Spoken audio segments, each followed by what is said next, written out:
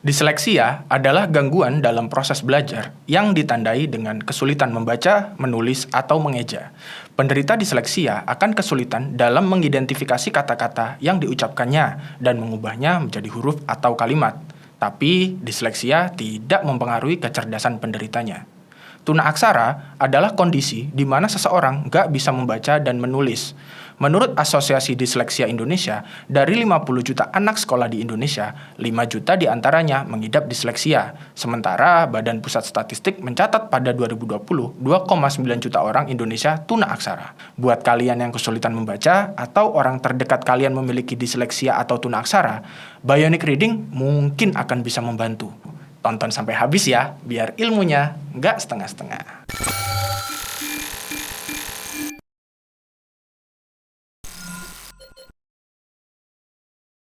Pepatah Arab bilang, orang yang doyan baca dan berilmu tapi tak diamalkan bagaikan keledai yang memanggul tumpukan kitab. Agak aneh sih, soalnya keledai emang nggak bisa baca aksara manusia. Jadi wajar aja kalau dia cuma memanggul kitab. Bukan berarti keledai itu bodoh kan?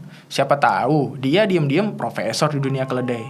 Tapi kali ini kita nggak akan ngomongin keledai. Kita akan ngomongin Renato Kasut, seorang desainer tipografi asal Swiss yang menggagas teknologi bionic reading.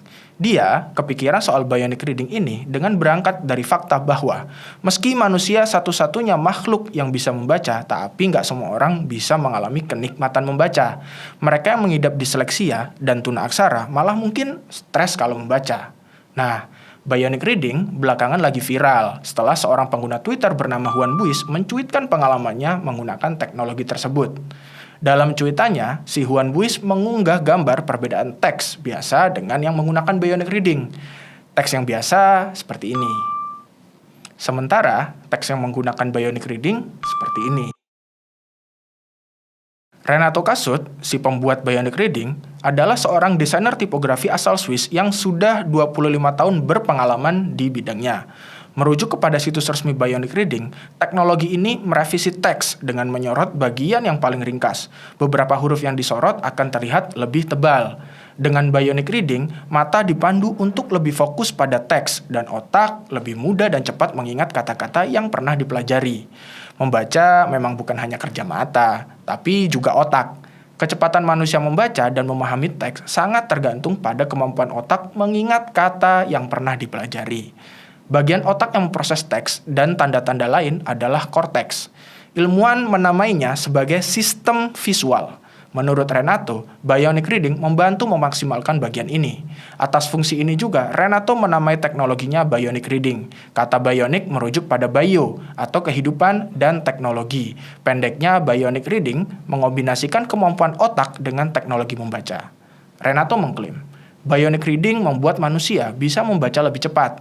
Bisa membantu pula para penderita disleksia membaca lebih baik. Bagi para akademisi, bionic reading pun bisa membantu membaca jadi lebih fokus. Tentu, kita masih perlu membuktikan klaim tersebut dengan mencoba langsung menggunakan bionic reading. Nah, sebelum bionic reading, sebetulnya sudah ada teknik yang membantu manusia membaca dengan baik dan lebih cepat. Misalnya, teknik membaca cepat atau speed reading.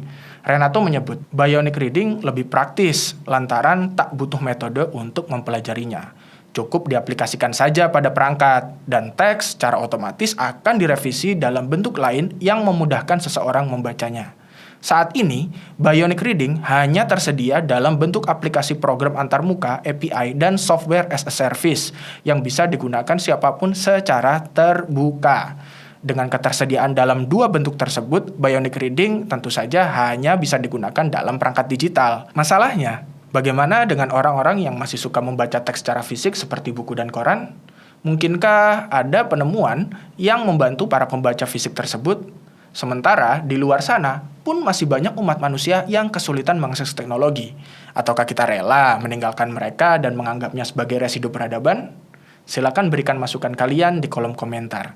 Terima kasih.